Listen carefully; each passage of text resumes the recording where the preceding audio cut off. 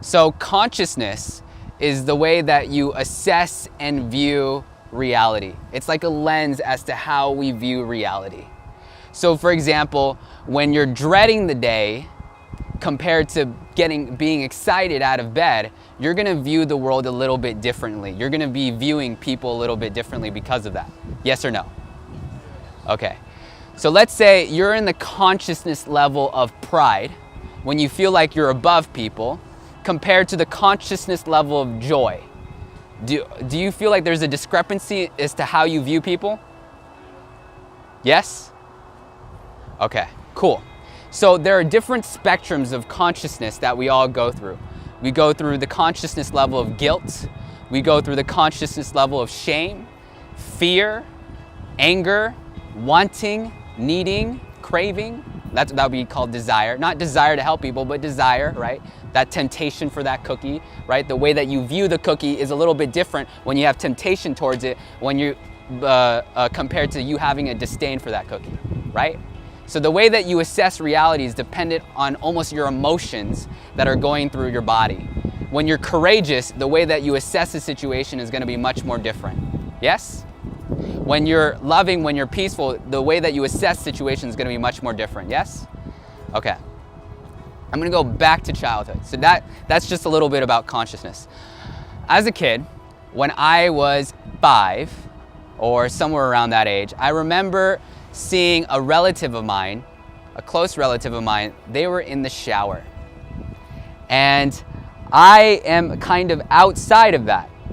But subconsciously, I'm getting thoughts inside of my head, oh, I really want to see how they look like in the shower. I really want to see the physical body. I really want to see what it looks like, right? And I'm like, oh. So basically, I get this thought inside of me, a very innocent thought, a very thought, but if we look at it, it's like, oh, it's an incest thought, huh, interesting. So there's the heaviness with it when you say it. But anyways, it was like an innocent thought that pops up. But these innocent thoughts continuously start popping up inside of my head. I remember one time I was at a pool and one of my cousins, they had a bikini on. And then I happened to glance in that area and then boom, your body starts hormonally starts shifting. There's a stimulation that happens. And I'm thinking to myself, oh, am I incest? Is this what's going on with me? I don't know what's going on with me. But what happens is that there was a very amazing quote that I got from my friend. And this story is inspired by a friend who has been molested as a child before.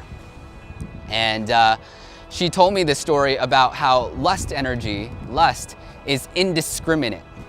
For example, let's say a situation where you hump a bed or you hump your teddy bear or something like that. For some reason, there is no biological correlation between you and your bed or you and that teddy bear or even you and your own hand. There's no biological correlation. But what happens is that if there's any kind of physical body or any kind of physical stimulation, there is still the ability to get turned on. And especially when there's fantasies inside of your head, you can get turned on just like that, right? So that's what's happening at a very early age in my head. Now, these thoughts aren't consistent. These thoughts are not my whole childhood reality, but these are the little thoughts that got plugged inside of my head, okay? Now, I remember around 10, this thought started evolving a little bit. This thought of what was the curiosity of a physical body, right? The thought started evolving a little bit. So that got me into pornography, right? At 10 or 11 or 12, I don't remember the exact age, but around that age.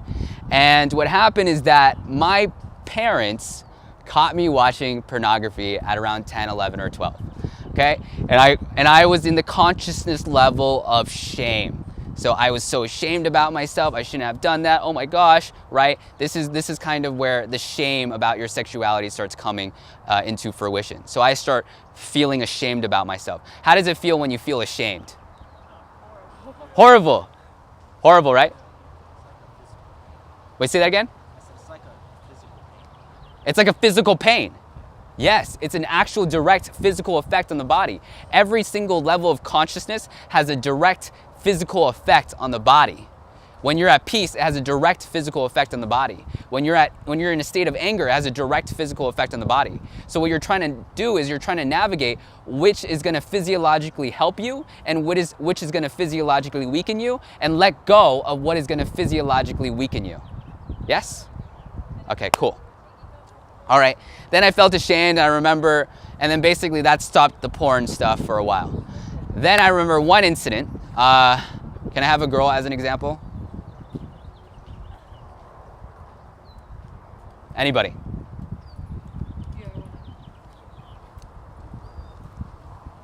Beautiful, thank you, thank you.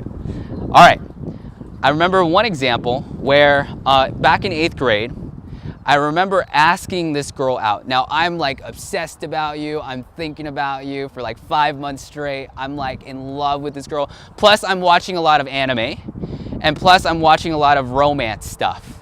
So what's happening is that anime and that romance stuff is giving me a narrative. It's plugging a narrative inside of my head as to how I should interact with the world, right? So a lot of the content and a lot of the media that we watch gives us a new lens of looking at reality. And sometimes the way that we view reality because of the media basically makes you kind of assess reality incorrectly. And it doesn't allow you to assess reality that is practical and best for you as a person. Yes or no?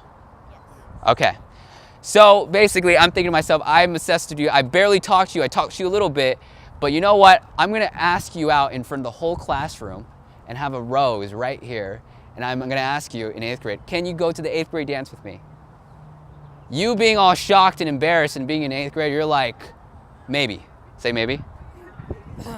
Maybe. Maybe, right? You say maybe. And then you go back.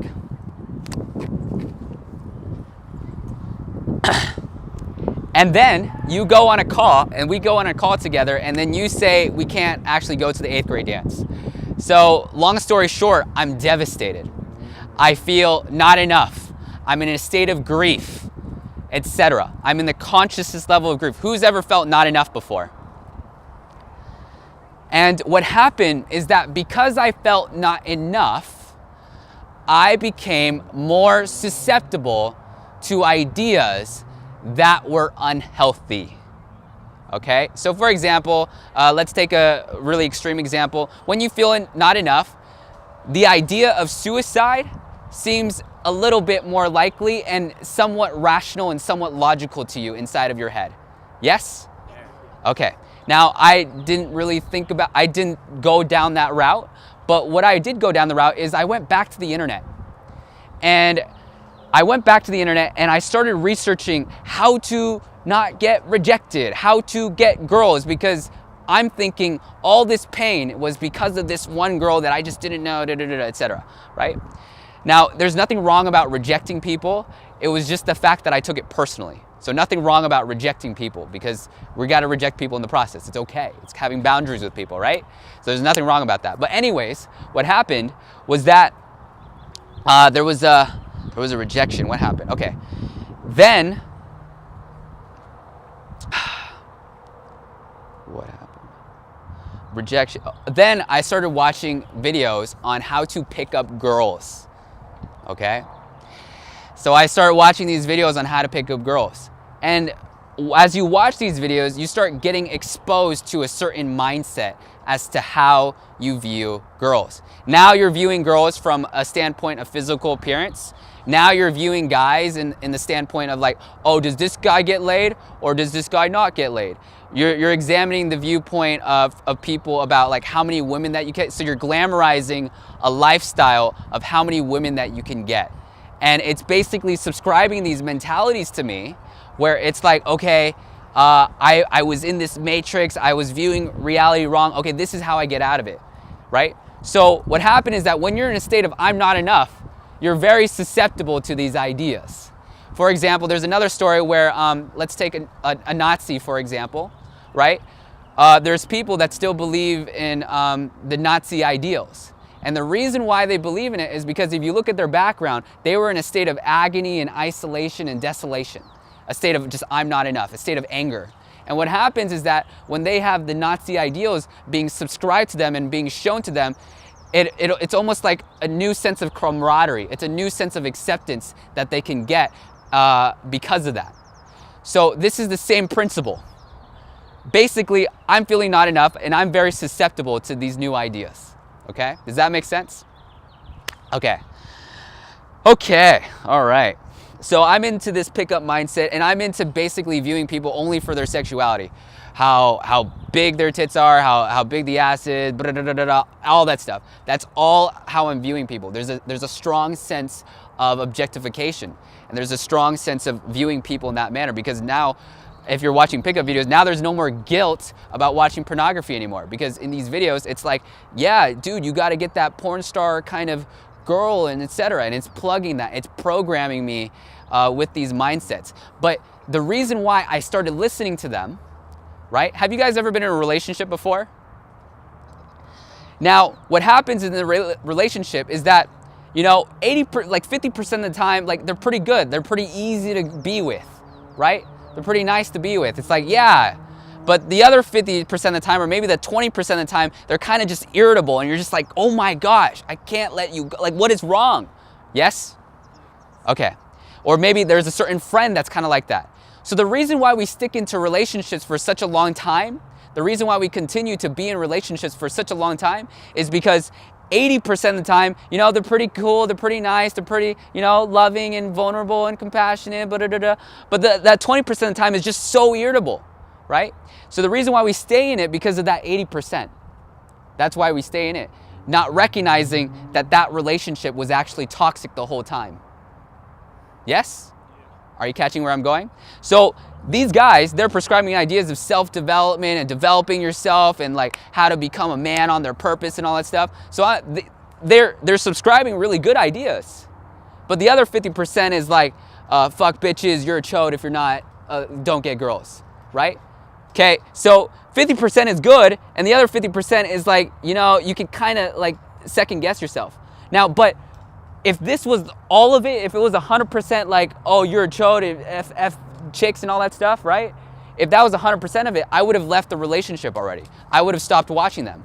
But the other 50% kept me in. And this is what's happening. So that 50%, all that crud, all that information that's kind of false, that was being fed down my throat, basically, I started subscribing to that a lot. There was one time they were sharing me a story about, you know, dude, masturbate. You got to just masturbate because, you know, it's not going to hurt anybody, right? And, you know, it's a justifiable belief. It's a very justifiable belief. But here's what's messed up. And I'm going to tell you the most messed up story that I've ever done. And this is the most messed up. It's not a complete context of my personality, but it's the most messed up thing that I've ever done. And I want you guys to use me as a mirror when I talk about this story, okay? So for example, let's say I talk about a story about a murderer, right? So a murderer, when they kill somebody, they get irrationally angry, right? There's an irrational anger. Now, you know in your own lives that you have never gotten that angry, okay? Yes, right? You've never gotten that, but you've been angry before, right? So I'm going to be telling you a very extreme story, and I know that you may have never gone down that path as much as I did. But I want you to still see if there's subtle similarities. I want you to see if you have that anger just like that murderer did. Not as extreme, but have you had that similar anger? That's what I'm trying to get at. Yes? Okay. So I remember I went to Home Depot one time, and I'm in the car. I think I'm just playing my video games or something. I don't know what I'm doing. But I'm in the car, and the door is completely open. And I remember a woman walks by about 40 feet away from me. I have a blanket on me. A woman passes by. I haven't gotten laid yet. I'm thinking that happiness is within my sexuality. What do you think I'm doing? Exactly. Exactly. Say it again. Masturbation. That's what I did. So I justified to myself, oh, I'm not gonna hurt anybody. So that, boom, that was a justification. Now that's objectification. That's exactly what I did. And that is actually, if a woman were to hear that story like straight up, that would make her very angry. It would be an emotional situation. Like, what's like, dude, why? Why would you do that? It'd make a person feel extremely uncomfortable, right? So I wasn't taking into account everybody's feelings. But that's what happens is when you're in this pickup stuff, you become disconnected from people. Because if you're only examining people for physical appearance, you're not examining them for their personality, so you become disconnected from how people feel, right? And then as you have these teachers giving you ideas about this, it almost justifies and rationalizes behaviors like that. Are you catching my drift so far? Okay. So this is the most messed up area that I've been in. Now I'm gonna tell you guys the other area that I've been in, where I was able to and then also you guys can leave at any time. Okay. You gotta go? Let's wait. I saw my sister walk over there. Okay. I gotta wait for her, so I'm just like, all right, we got time. Okay. No worries. Okay, let me run over here. Okay. Okay. So I'm gonna show you guys another video. So that's the most messed up stuff that I did. But here's the stuff, you know the Dan Bilzerian lifestyle? The Playboy lifestyle, right? The Playboy lifestyle of all the girls. So that was the narrative that was being fed to me. Get all the girls, that's where you're gonna be happy, right? And that's what I tried doing. So I'm gonna be showing you guys this video. So, can you guys all see this? You guys wanna just group huddle? Look at it. This.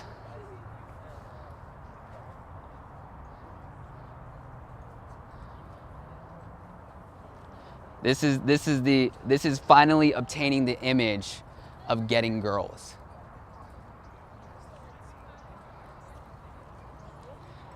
More girls, more girls, more girls making out. Yeah.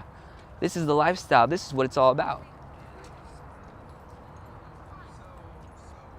More makeouts, etc. And then filming girls. You'll see this on Instagram. Girls posing in very sensual ways. I went full throttle, like, let's do a video on it, right? Girl, very sensual. And these are people that I actually care about and love. And I'm gonna tell you the mindset behind where I was in when I was in that mindset. So, yeah, okay. Okay. So for example, let's say the videos that I took. I feel like that's the most identifiable because you see all these girls on Instagram, you see them posting sensual pictures and all that stuff. My mindset was all about indulging in my sexuality. So when I'm taking a picture of them, when I'm doing videos of them, there was the means to just indulge, like, oh yes, cool. And plus, I was the director. So now there was a sense of control that I could get from the situation. So for example, who wants to be a girl for this? I can do it. Okay, cool. Beautiful. Thank you so much. Okay, so you're the girl. When I'm taking a picture of you, so I'm directing you, right? And I'm like, hey, I think you might look better with this off, with the jacket off, like more sensual, right? And then I start plugging words in. Sensuality, sensual, sensual, sensual. Now I'm not saying straight up like fuck, right? Because if you heard that word, you've been like, no, right? It's not too crass. But if I say sensual, there's almost this feeling of like artistic, it's okay. Yes, artistic. That's the biggest thing. Oh, it's art, it's just for art. It's just for art. But really, behind the scenes, I'm slightly indulging in my senses. I'm like, oh, this is kind of erotic. I like that feeling, yeah, yeah. And then you kind of know it, but you're okay. I don't know what happens. But this is how I felt, right? So it was a means to indulge. That's how I was going about it. And it was a means to get my control. And then plus when a person starts taking their clothes off, there's a higher possibility for you to even get laid and for you to actually get sex, because it's like you're kind of in this more vulnerable position. You're like, hey, heck it, just go with it, right? So it's actually increased to my possibility of doing that, just so I can make it in video form. Okay, go back. So these are the subtle manipulations that I did. And I knew that every girl cared about their physical appearance. Every girl wanted to be on videos, etc. But I was like, I used that to basically, so I can indulge in myself a little bit, and also to kind of up my pride a little bit. Because when you're that guy that gets a lot of girls, your status goes up. You go more in status, you go more in status, you go more in status, right? But here's the thing about status, I'm not saying status is wrong, I'm not saying status is impractical. It's just, no, I'm not saying status is wrong, but what I'm saying, it's impractical. Because what happens is that, okay, one moment you have a girl and now you feel like you're above people. What happens when you don't have the girl? Exactly, you feel like, okay, I don't feel as confident. Like, basically your happiness is dependent on a girl being there in your life, right? Or your happiness is dependent on showing guys that, hey, I get girls, right? So you constantly have to show it in order for you to feel enough. So this is where the pride kind of hijacks your brain a little bit, okay? Other times, let's say I started like making out with the girls and etc. Like, I'll use words to basically justify that it's okay. Sensuality. It's a social experiment video. It's for fun. Just do it, etc. Now, I'm not judging sexuality. Like, if you want to indulge in your sexuality, if you want to eat cookies, eat the cookie. But if you eat too many cookies, it's like, maybe it's time not to eat the cookies. But you can continue eating cookies. So there's nothing wrong with eating cookies. There's nothing wrong with indulging in your sexuality. That's not what I'm saying. But what I'm saying is that I indulged way too much. But anyways, what happened is that I recognized that I was still not necessarily happy even when achieving all those things. Because now my happiness is vulnerable to like if I have a girl or not, basically. My happiness is vulnerable to that. And also what happened is that I still had this attachment issue that was going on. It's like that feeling of constantly and thinking about a person that you just can't get off your mind. Have you guys ever had that? Are you guys happy when that happens or unhappy? Like when you're constantly just thinking about a person and just like you just can't get them out of your mind. Yeah, half and half, because what happens is that you get the thought about them and it has a huge dopamine spike and it's like, yeah, it's like, but then what happens is that if that image inside of your head is not fulfilled, then you go unhappy, right? So for example, you're thinking about that girl, you're thinking about that guy, and you're really happy when you think about them, but for some reason they're not in your space and they're not texting you or they're not having a conversation with you for a whole month. What happens? You're vulnerable to unhappiness. You're vulnerable to unhappiness. So what I recognize is that I'm not saying this lifestyle was bad or wrong or etc.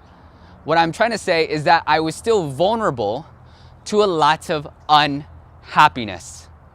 And I recognize, oh shoot, this was not the way to go. And you know, as I started hearing more stories about the girls that I'm being with, I start recognizing there's stories of where they have babies. I start recognizing one of the stories is that they did modeling and they constantly had to compare their physical appearance every single time. So basically our lust drives, what happens as a dude, our lust drives of physical appearance is now making girls constantly want to compare themselves in terms of physical appearance. So it's number one, the lust isn't actually going to make us happy, because what happens after the lust? You feed it and then what happens? It comes right back.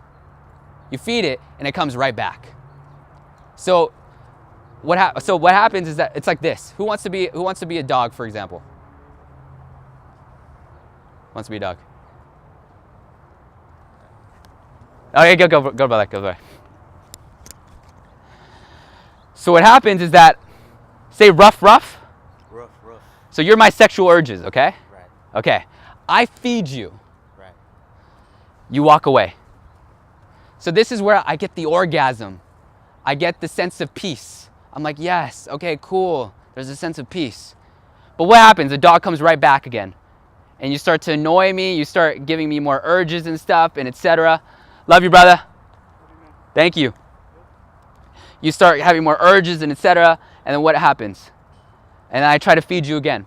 So I'm thinking that happiness is in feeding my sexuality because I get the orgasm. But the dog is actually separate from me. The peace is already right here. But the dog was actually giving me more urges and stuff, and that's what was distracting me from my happiness. The dog was distracting me from my happiness, but I'm thinking it's in feeding my sexuality is what's going to make me happy. And this is the loophole, this is the belief that deters everybody. Because they think sexuality is what is going to make them happy. It's what's going to give them that excitement. That's the belief that was seated inside of my head when I was little. When I was little, I thought the excitement was in the physical body, but I didn't know excitement was already within me. Does that make sense? Okay, go back.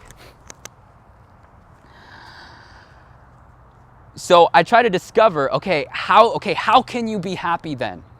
The sex thing doesn't make me happy. After acknowledging all the messed up things that I've done with the sex stuff, that was clearly not the best thing that I did, right? So what's gonna make me happy? Or what's gonna allow me to just be at peace, okay? Now, this is a little bit, now, keep in mind, this is gonna be a little bit more complex, okay? Okay, have you guys ever had the thought of, you guys have had the thought of not being enough, right? Okay, who wants to be the thought of I'm not enough? Who wants to be that thought? Okay, go.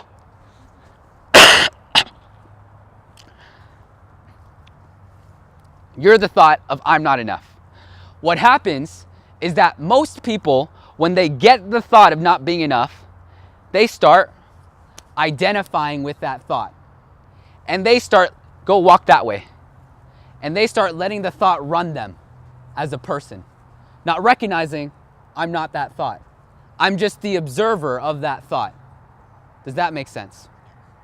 So you're not actually the person being run by the thought of not being enough, identifying with the thought of not being enough. You are the observer of that thought of not being enough. Does that make sense? Okay. My personal experience, it's like, I think Come. What are you about to say?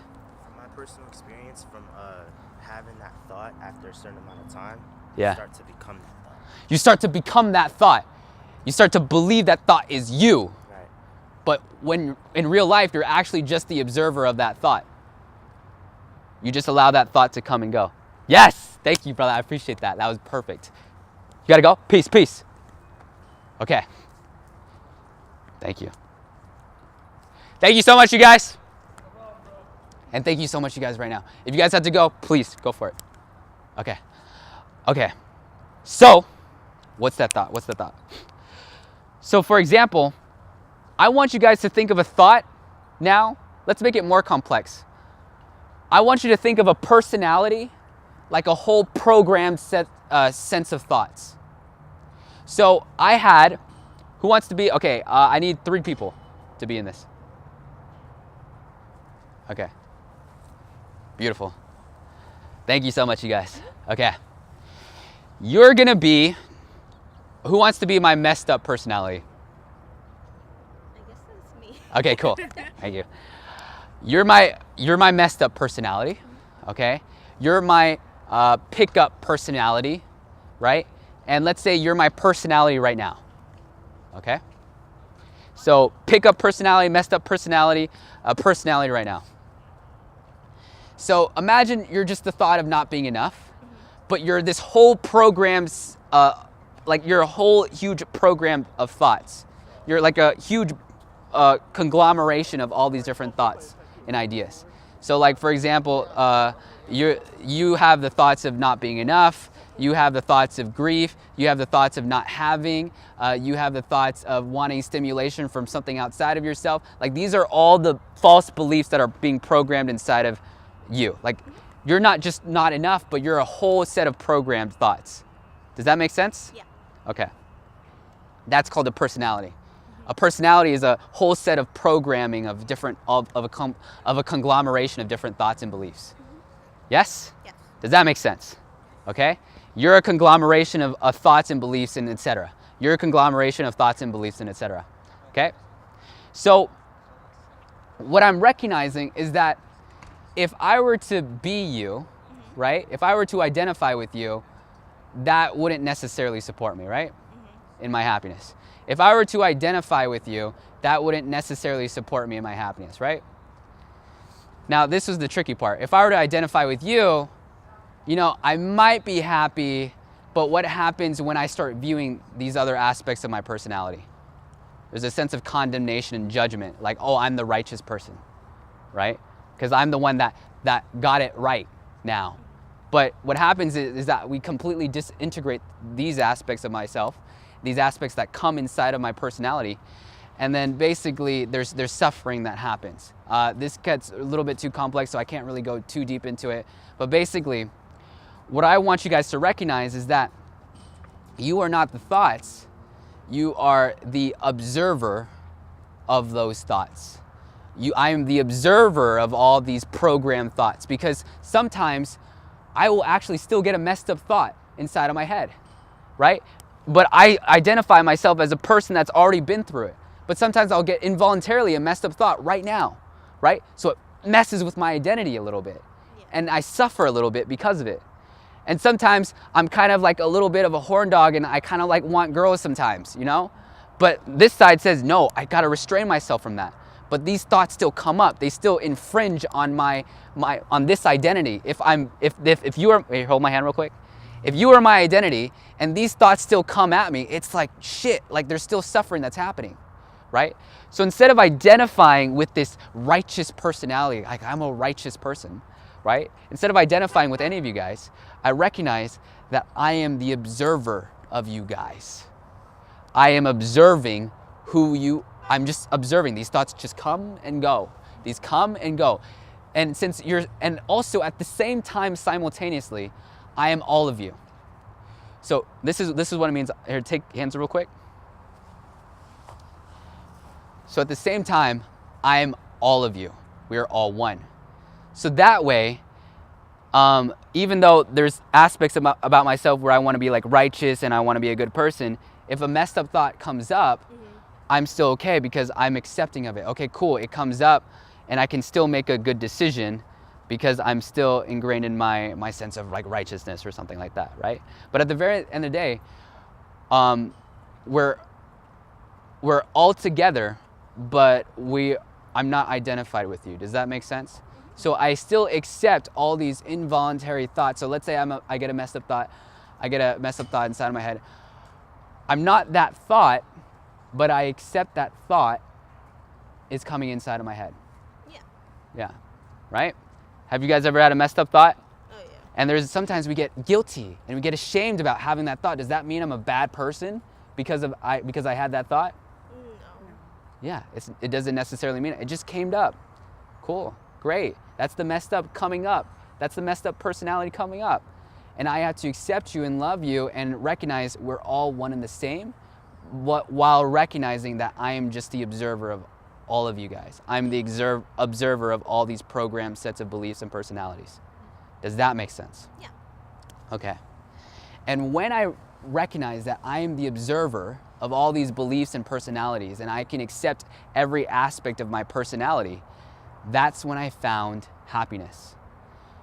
And I got this through a lot of meditation. You guys want to go back?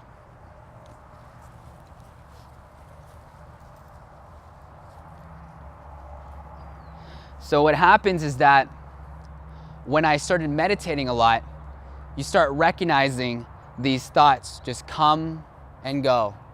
And I'm being more discerning about all these thoughts, because most of us, we just start identifying with our thoughts. We just start identifying like, oh, that's my personality. I'm just gonna go with it.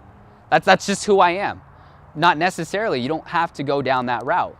You can actually recognize like, oh, that's just a personality. That's just a whole module of all these programmed sets of beliefs and thoughts that are going inside of your head. And you don't have to identify like, oh, that's my personality. I have to do it that way. You don't have to say that's you.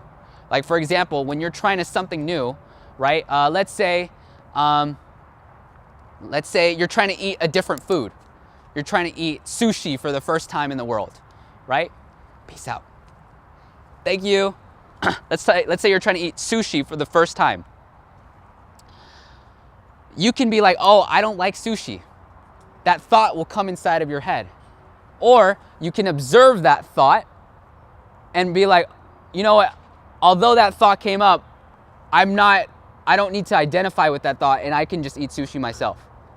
So there's letting go of identification. Or what happens when you get a cookie? There's a temptation, right? A thought of temptation comes up. You don't have to be like, oh, I'm like a person that always eats whatever I feel tempted by. You don't have to be that person. You can allow it to come up, and then you can choose. You can have more autonomy when you're the observer of those thoughts. That's where happiness lies. And that's the end of the talk. And I just want to say thank you so much, you guys, for it. Any questions? And I'm sorry that it took a really long time, you guys. You guys enjoyed it? Any feedback? Yeah, it was pretty good. Very insightful. It seems like you actually did your research. Thank you so much, bro. You actually put work into it. Thank you.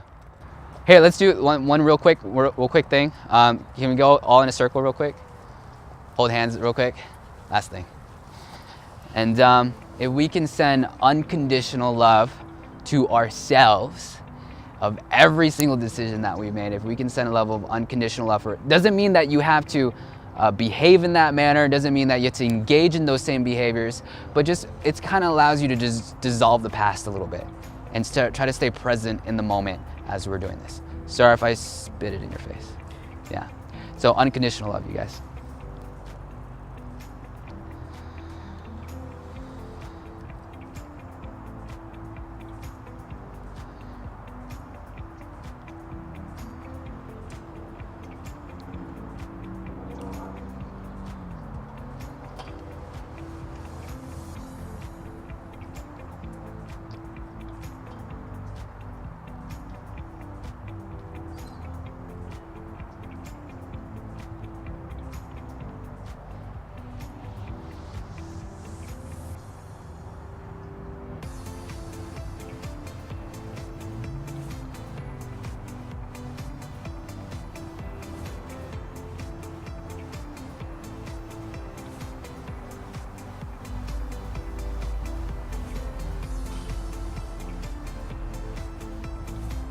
You may have feelings of anger and burden and dread and etc. But just be aware of it. Don't try to change it. Just accept it for what it is.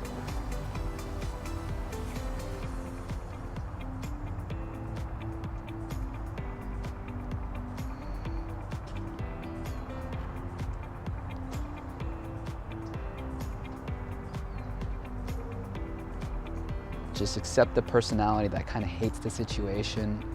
Accept the personality that has anxiety about situations. Just accept it for what it is. It's there. Cool. Don't try to change it. Don't try to resist it, because you're adding to the fire.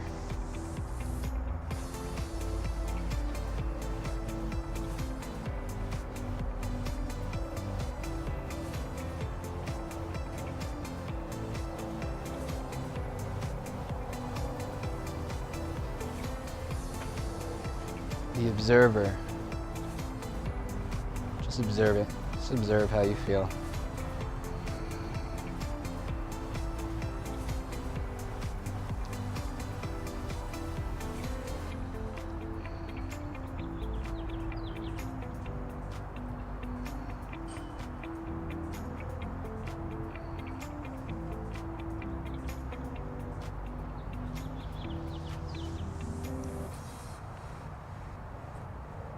Don't try to change how you feel. Not trying to change it, just observe it. Love it for what it is.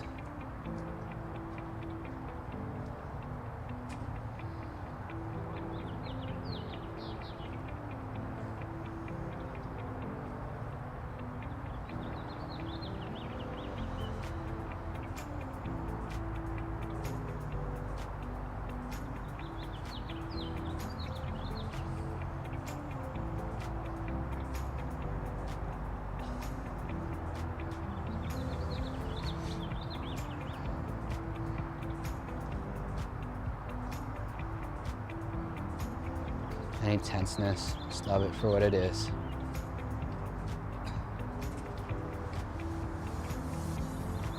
Any thoughts of when is this going to be over, just love it for what it is.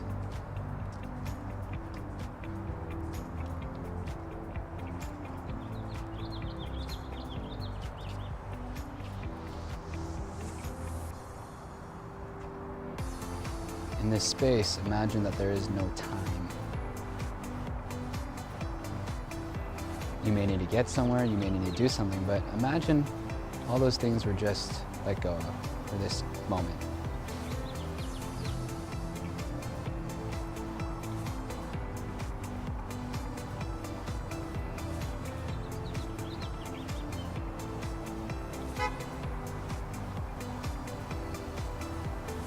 Any car honking, just love it for what it is.